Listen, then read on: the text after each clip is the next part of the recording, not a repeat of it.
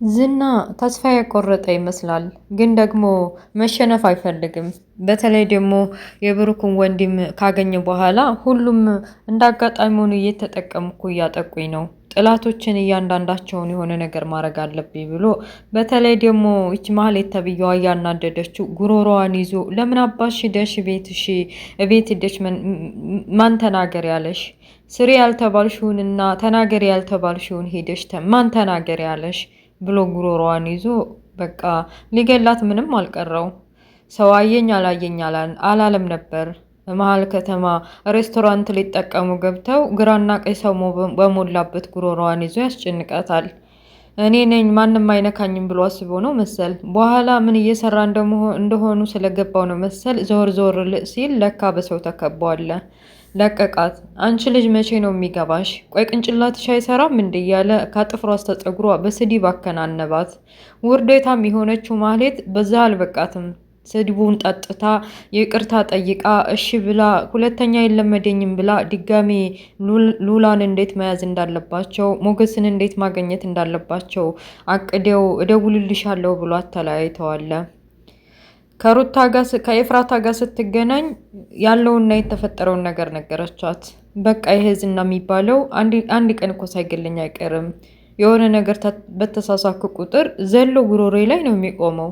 በምን ዘዴ እንደምትወው በምን ዘዴ ከሱ ህይወት እንደማውጣና በቃ የምፈልገው ነገር ሁሉ ተሳክቶልኝ ዛሬስ ከሁሉም ውጪ በሆንኩኝ እያለች የብሩክን ህይወት አስታወሰች እና የብሩክ ህይወት ምን ያክል እጅጉኑ ደስተኛ አድርጎ እንዳኖራት ግን ደግሞ አሁን ላይ የረፈድና አርፍዳ በቃ ምንም ማድረግ እንደማትችል ተስፋ ቆርጣ ለኤፍራታ እያማከረቻት ነው።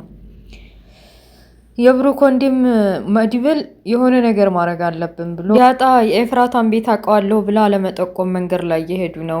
ዲያጣ በቃ መሮጥ ነው ስራዋ። በአራድኛ ቋንቋ እስር ቤት ምን እንዳሳልፍና ጓደኞች እንዳሉት ምን አይነት ሰው እንደሆነ ጠየቀችው። ቆይ አንቺ የት ነው ያደግሽው ግን? እዚሁ አዲስ አበባ ነዋ።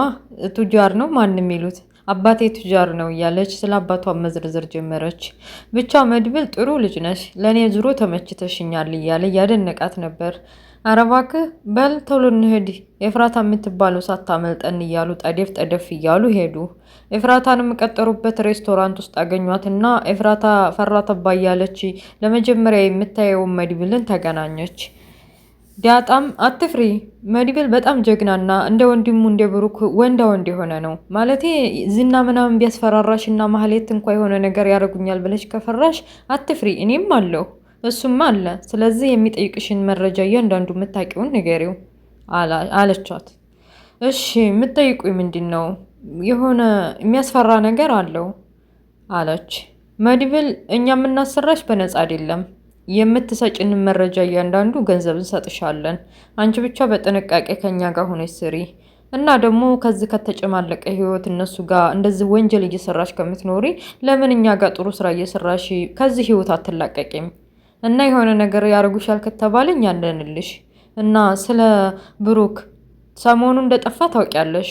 እና ደግሞ ይቺ ኤፍራት ማናት ማህሌት ተብዬዋ ስለ ቤቱ ምንነት እንዴት አውቃ ነው ቤታችን ድረስ መታ ወረቀት አምጥታ ለትዕግስት የሰጠቻት አላት። እሱንማ የነገራት ያዝና ተብዬው ነው። ብሩክ ቤቱን እንዳልሸጠው የነገራት ዝና ነው። እሷ ከሱ ነው ያወቀችው። እና ያንን ያው የውክልናውን እንደገና አከራከራለሁ ብላ ነው ወረቀቱን መታ የሰጠቻችሁ አለች። ይሄ ዝና የሚባለው ሰውዬ ምን አይነት ነው? ምን አይነት መረጃ ቢኖረው ነው ስለ ወንድሜ፣ ስለ ቤቱ፣ ስለ ሁሉም ነገር እንደዛ አፍ አውጥቶ የሚናገረው? የሆነም የሚያውቅ ነገር አለ። አሁን እያንዳንዱ የምንነግርሽን ልብ ብለሽ ትሰሚያለሽ።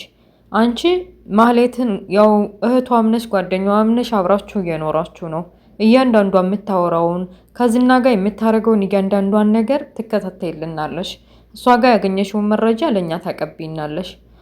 እና ደግሞ እንደዚህ ሰራሽ ደግሞ ጠቀም ያለ ገንዘብ ይሰጥሻል። ለዛሬ ይቺ ትበቃለች ብሎ በፖስጣ የታሸገ ገንዘብ ሰጣት። ያንን ተቀብላ በቃ እሺ ተስማምቻለሁ ብላ ተስማምታ ወደ ቤቷ ሄደች። ቤት እንደሄደች በኋላ ማህሌት መጣችና ያለውን ነገር ነግራታለች። በቃ አንቺ ቆይ እውነትም ይሄ ዝና የሚባለው ስለ ብሩክ የሚያውቀው ነገር አለ እንዴ? ስለ ቤቱ መጀመሪያ የነገረሽ የሆነማ የሚያውቀው ነገር አለ። በቃ ታውቂያለሽ፣ የሆነ በጣም የሚያስፈራ ስለ ብሩክ አሁን ስለጠፋበት ስለሚሰራው ስራ ሳይቀር በደንብ ያውቃል። ምን አለሽ? ምን ነገረሽ? እስኪ ንገሪ ብላ ልታወጣጣን ነበር ኤፍራታ። ግን ደግሞ ዛሬ ምን እንደዘጋት ሳይታወቅ ማህሌት አይ ተዩ በቃ ሌላ ጊዜ እነግርሻለሁ። በጣም የሚያስፈራ ይሆናል ብዬ አስባለሁ። ይሄ ዝና የሚባለው ሰውዬ ከብሩክ በስተጀርባ የሆነ ነገር እንዳለው ነው የማውቀው። እና ደግሞ ነገሩን አይቼው እስቲ ሁኔታዎቹን እንትን ካሉ እነግርሻለሁ አለቻት። አዎ ዝም አትበይ፣ የሆነ ነገር ተማረጉ በፊት አንቺ ላይ መረጃ መሰብሰብ አለብሽ፣ ስለሱ በደንብ ማወቅ አለብሽ ብላታለች። እሺ ተባብለው በቃ ሞገስና ሉላ ደስ ብለዋል። ማለት የሆነ ያው ከቤት መውጣት ባይችሉም እንኳ ደስተኛ ናቸው አንድ ላይ በመሆናቸው ብቻ።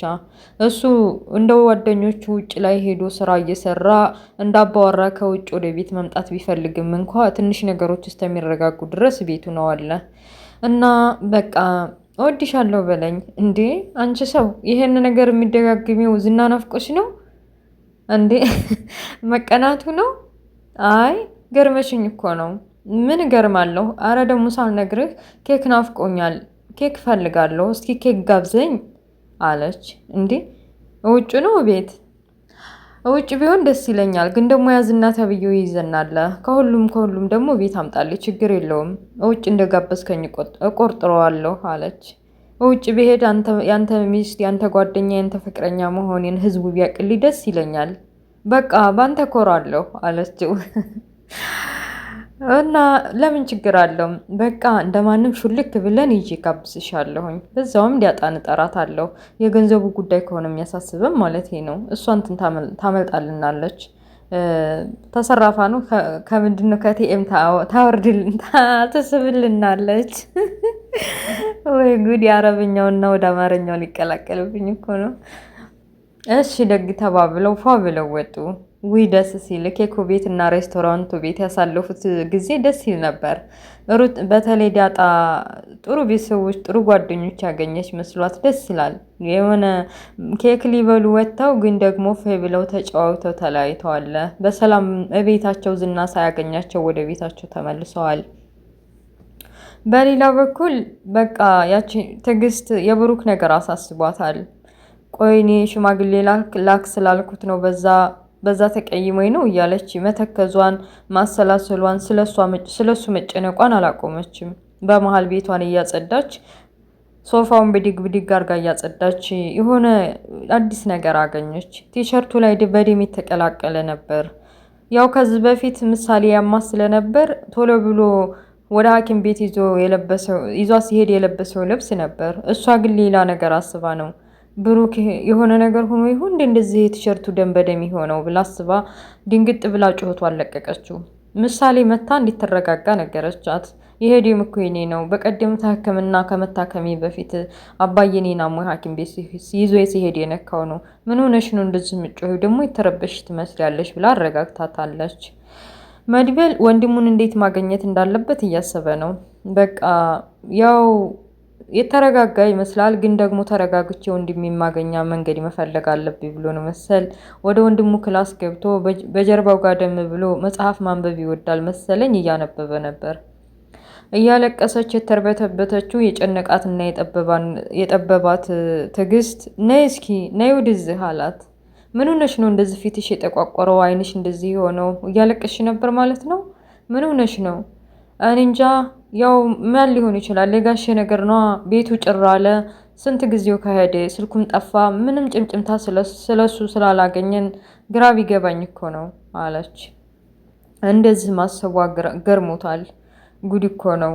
ይችን የምትመስል ልጅ አጠገቡ ተቀምጣ ያችን አውሬና ስስት የመሰለችውን ማህሌት ተብያዋን አግብቶ እንዴት ኑሮውን ቻለበት እያለ በሆዱ እያሰበ እንደሱ መሆን የለብሽም ተረጋጊ፣ ማለት እንደዚህ ስላለቀሽ የሚፈጠር ነገር ምንም የለም።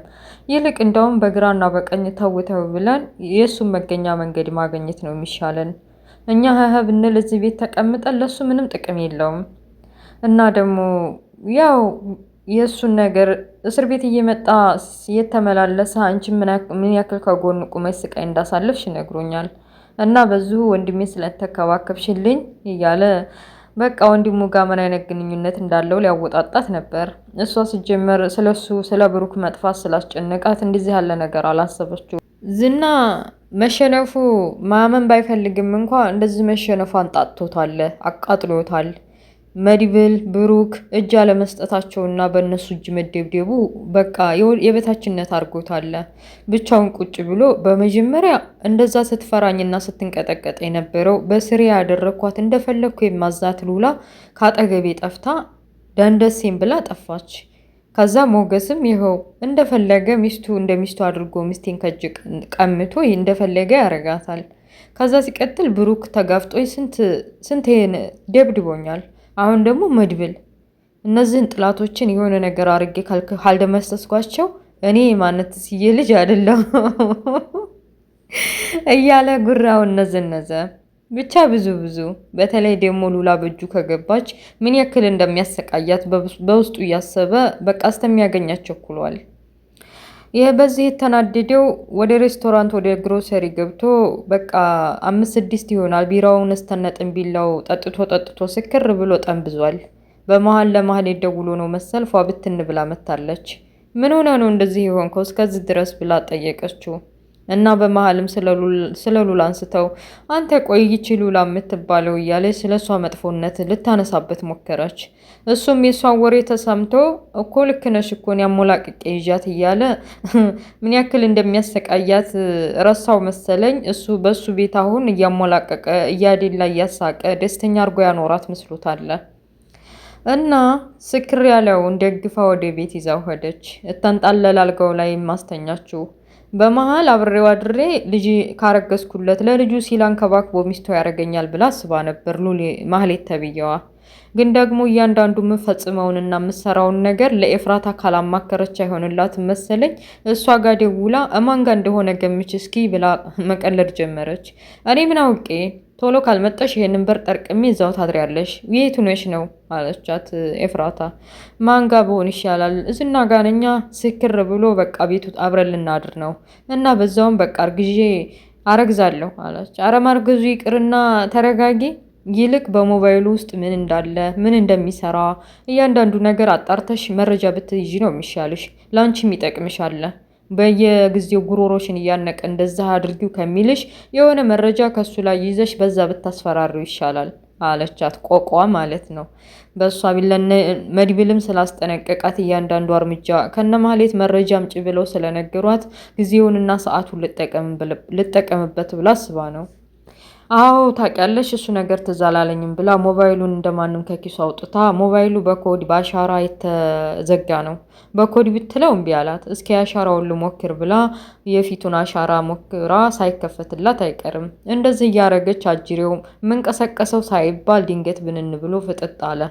ማህሌት በቃ ምን ሊያረጋት እንደሚችል ጠንቅቃ ስለምታውቅ አይኗ ተጉረጠረጠ።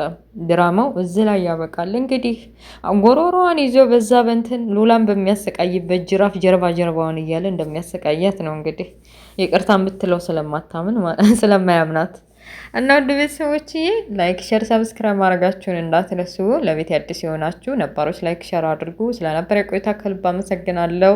በሌላ ፓርት እስከምንገናኝ አሰላሙ አለይኩም ወራህመቱላሂ ወበረካቱ። ባይ ባይ ቻው።